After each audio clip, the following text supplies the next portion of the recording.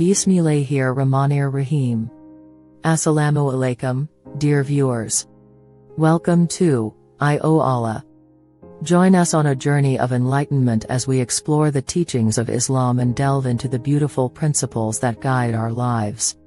One of the amazing things about the nighttime is that the nighttime is very special, whether you're a believer or not. One of the things that psychologists often discuss is that nights are usually considered a spiritual time, so they talk about how usually people are more willing to share, and they're usually more in touch with their feelings and their emotions at night. And this is why you see when people go out on dates and stuff like that, when do they usually go out?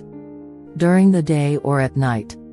So people are more likely to be in touch with their spiritual side and their feelings and their emotions. And what Islam does is that it takes advantage of this time, so while other people are busy doing other things, a believer takes that spiritual time and they take that emotional time and they devote it to their Lord. And one of the things that the scholars often talk about is that the night is a testimony of a person's love. So whatever a person loves, you'll see that they'll usually devote their night to that. So if a person's only concern in life is to have fun and party and maximize pleasure, they'll spend their night trying to do that. If a person's concern is their afterlife and their love for Allah, then they will spend their night in concern about their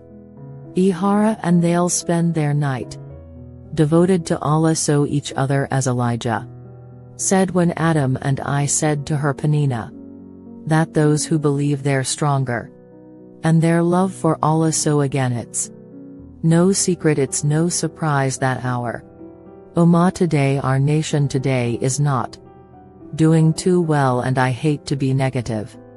I hate to be negative about issues, but this is just a reality, and the point isn't for us to become depressed and say we're a goner and there's nothing we can do.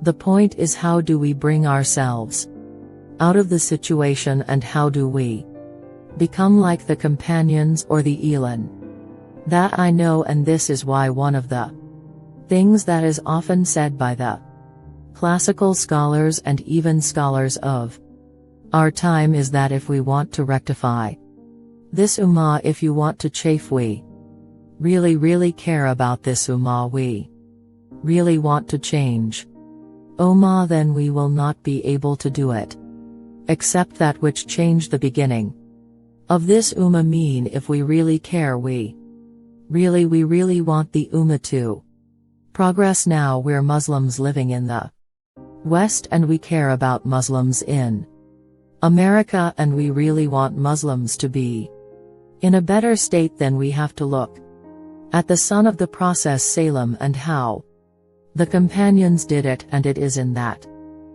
we're gonna find our ummah come to life. And the thing about the companions, like I mentioned, is that what they had and what is missing from our time is that attribute of going above and beyond the bare minimum, even our bus or the allotted, and even our best for the allotted. On Huma, he says about the companions, he said, I did not see a single companion, he said, I did not see a single companion except that they would take something from the night, meaning they would pray some type of PM and lane. And one of the most off questions I get from young people is, what my iman is just not doing too well, like I have a dip in my iman and I just don't feel it anymore.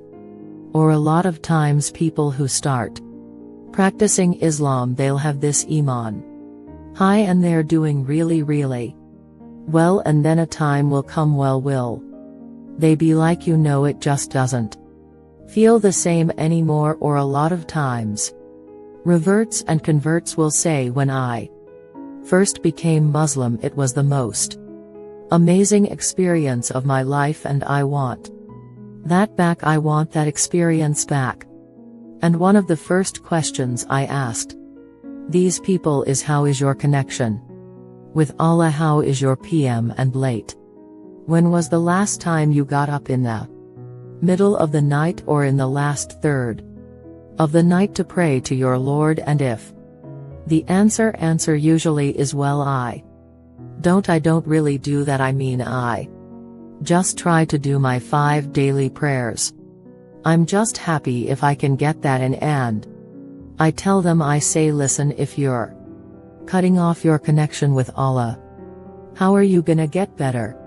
You can't expect your iman to just get fixed all of a sudden on its own. It's not gonna happen. You have to take steps for you to become a better Muslim. You know it takes to reach that level of iman. When it comes at Camel, one of the advices I often give, and I give this advice because this was the advice given to me by my teachers, is if you want to prep a man, lady, all you have to do is just try it.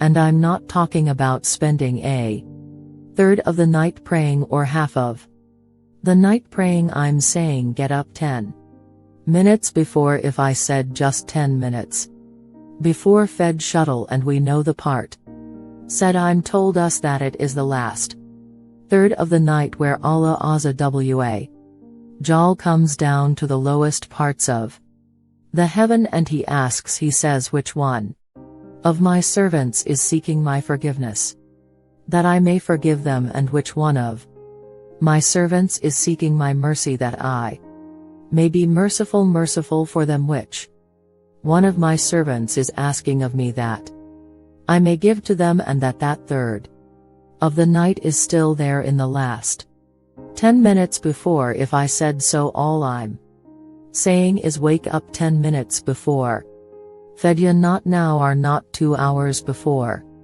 If I jailed 10 minutes before Fajr, and try and praying, family, and experience this amazing spiritual nature that Allah is so it that has given us, this blessing that Allah so Jen has given us. And when you get up in the night, number 1, you'll see your heart transform. You'll feel your heart unlike you've ever felt it before. And I know a lot of us, and this is a problem which is very common, where we look at Islam and all we see is a bunch of things we have to do, and we're missing that spiritual side of Islam. We're missing that connection with Allah and our Creator. And I tell you that if you are seeking that connection, then get up and pray PM with name. You will see your heart transform. You'll see this tranquility and peace that Islam is